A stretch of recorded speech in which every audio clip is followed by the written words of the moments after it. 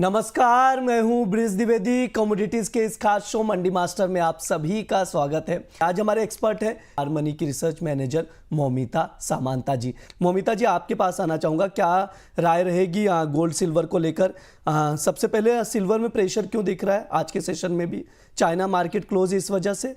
तो सिल्वर में प्रेशर इसलिए भी दिख रहा है, सिर्फ सिल्वर ही नहीं बोलूंगी, बुलियंस की ही बात करूंगी। तो इनमें प्रेशर इसलिए दिख रहा है क्योंकि देखिए, सबसे बड़ा जो अभी जो सेंटर पॉइंट है वो है यूएस ईरान की बातचीत। वो लोग अभी अपने सेकंड फेज ऑफ टॉक के लिए जाने वाले हैं। जिनेवा में उनकी टॉक शुरू होने वाली है फरवरी 17 से। आज से उनकी टॉक शुरू होने वाली है। तो इसके ऊपर पूरे वर्ल्ड की इसके ऊपर नजर है, क्योंकि यूएस जो पहले एक वॉरशिप अपना वहां पे तैनात कराया था, उसने एक सेकंड वॉरशिप भी उसने तैनात करवा दिया है।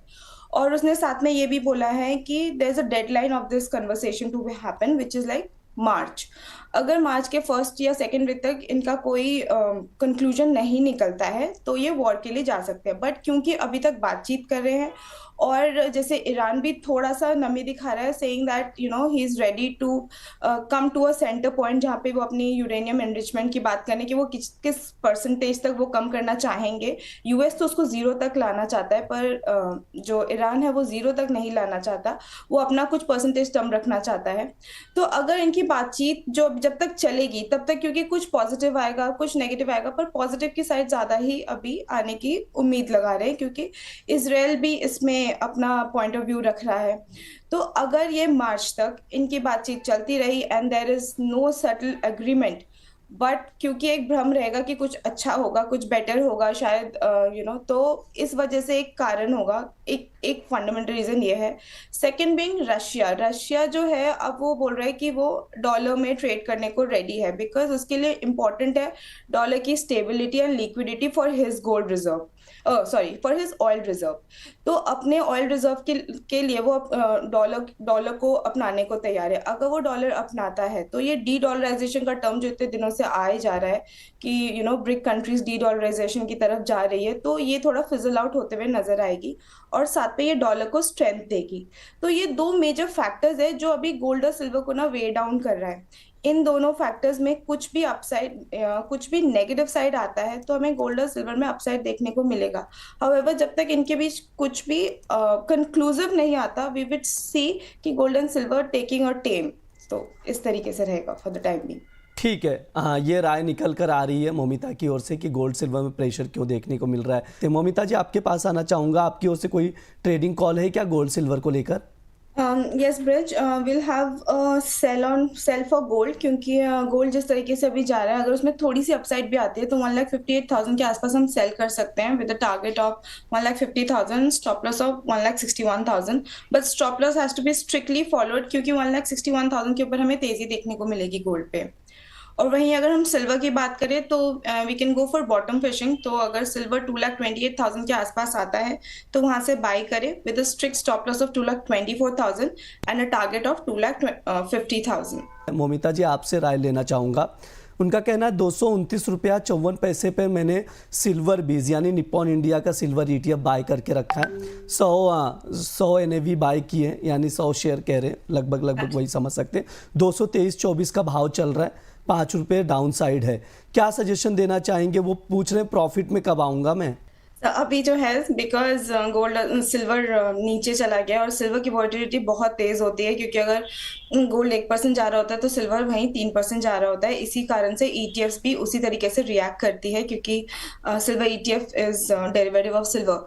तो बिकॉज अभी थोड़ा सा डाउन है, but there is nothing to worry. अगर आपके पास कैपेसिटी है तो आप यहाँ से और बाय करके उसको एवरेज आउट कर सकते हैं, otherwise you can just hold on to it. हाँ, जो हमने सिल्वर में एकदम से तेजी देखी थी वो अभी एकदम से नहीं देखने को मिलेगी, but by the end of the year silver would be in positive only. तो आप ऐसा मेजर लॉस में आप नहीं जाने वाले। बट हाँ, अगर आप एवरेज कर सकते हैं, आप हर डिप पे बाय कर सकते हैं, एक्यूमुलेट कर सकते हैं, because gold and silver two such commodities जो आपको लॉन्ग टर्म में बेनिफिट्स देती हैं। Over the year we have seen it. वैसे मौमिता जी, ETF में क्या स्ट्रेटजी होनी चाहिए? क्या फ्रेश बाइंग की जा सकती है ETF में? सर ETF में I suggest with every dip it's better to buy ETF and accumulate, specially in case of gold and silver, जैसे कि मैंने अभी भी बोला। रीजन बीइंग गोल्ड और सिल्वर ने ना ओवर द ईयर, अगर हम लास्ट डिकेड भी बोल दें, तो इसने क्यूमुलेटिव एनुअल ग्रोथ रेट के हिसाब से भी ऑलमोस्ट 13% का रिटर्न दिया है। तो अगर जब गोल्ड एंड सिल्वर इस तरीके से रिटर्न देती है, तो ETF भी उसी तरीके से परफॉर्म करता है। तो ETF को हर डिप पे बाय करें। और हाँ, अगर आपको आपको बेटर प्राइजेस में आपने ले रखा है और आपको पोजीशंस में आपको प्रॉफिट भी मिल रहा है, तो you can square off also and then re enter at a better price again. Moumita ji, आपकी क्या राय है क्रूड ऑयल को लेकर और ट्रेडर्स के लिए क्या कुछ सजेशन रहेगा? और जो अमेरिका और ईरान के बीच तनाव है अभी भी सुलझता हुआ नहीं देख रहे, वार्ता में क्या कुछ होगा उस पर नजरें रहेंगी। कैसे देखते हो ओवरऑल क्रूड ऑयल को आप? यूएस और ईरान की जो बातचीत की हम ऑलमोस्ट स्टार्टिंग से ही बात कर रहे हैं, क्योंकि वो गोल्ड एंड सिल्वर को भी इफेक्ट करता है और ऑब्वियसली ऑयल को भी इफेक्ट करता है, because Iran being the fourth largest oil producer.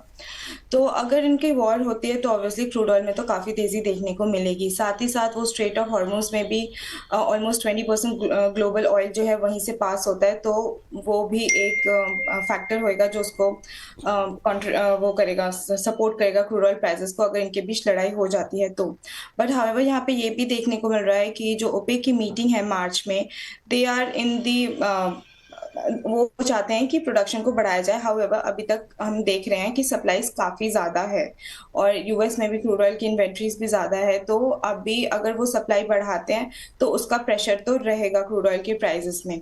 पर वो मेरा मानना है कि वो लोग इतना भी नहीं बढ़ाएंगे कि क्रूड ऑयल प्राइसेस $60 के नीचे जाए। अगर $60 से अगर नीचे भी जाएगा तो एटलीस्ट $50 से नीचे तो वो किसी कीमत में इसको नहीं गिरने देंगे। तो इसलिए हम इसका रेंज, हमें इसी कारण से रेंज देखने को मिल रही है, बिकॉज दोनों साइड की हमारे पास न्यूज़ है और दोनों साइड अफेक्ट भी कर रहे हैं प्राइसेस को। तो क्रूड ऑयल प्राइसेस के लिए इस अभी जो हम एज पॉइंट जो हम वो करेंगे, तो उसको एक पोजिशनल कॉल देंगे कि 5650 पे हम बाई कर सकते हैं with strict stop loss of 5450 and target of 6100। Moumita ji, आपकी ओर से कोई ट्रेडिंग कॉल है क्या नेचुरल गैस में? See natural gas overall obviously weak ही है, तो नेचुरल गैस में it is a sell on rise का स्ट्रैटेजी है। हमारे जो लेवल्स होते हैं they are थोड़े बड़े होते हैं, कारण हम पोजिशनल टाइप की कॉल्स देते हैं। जी। तो आप 320 पे बाय कर सकते हैं, प्राइसेस जब 320 तक आए, सॉरी सेल कर सकते हैं, और टारगेट होगा 270 का with stop loss of 335। But at this juncture जहां पे अभी 274 चल रहा है, वहां पे सेल करने का मत सोचें। मोमिता जी, एक सवाल है आपसे राय लूंगा। कॉपर मार्च में बाय करके रखा है साहिल जी ने 1265 पर, क्या करें पूछ रहे हैं, और कोई ट्रेडिंग कॉल हो तो बता दीजिए प्लीज। तो अभी तो कॉपर में बहुत वो लग रहा है, मंदी लग रहा है, क्योंकि बट अभी उनने बाय कर रखा है at what level, can you please repeat again? आप 1265 पे बाय किया है मैम। 1265 पे बाय किया हुआ है कॉपर मार्च। यस। जस्ट अभी 1193 का भाव चल रहा है, लॉस में है। तो सर जो अभी जो है कॉपर थोड़ा डाउन साइड ही लग रहा है, तो जैसे ही थोड़ा ऊपर आता है it's better he squares of the position, क्योंकि कॉपर और जिंक पूरा बेस मेटली ओवरऑल अभी जो है वो थोड़ा प्रेशर में लग रहा है। ठीक है मोमिता जी, आपकी ओर से disclaimer. I do not have any position in the futures in gold and silver, but I do have a physical position in gold and silver at various levels. बहुत बहुत शुक्रिया मोमिता जी और आज की चर्चा में जुड़ने के लिए।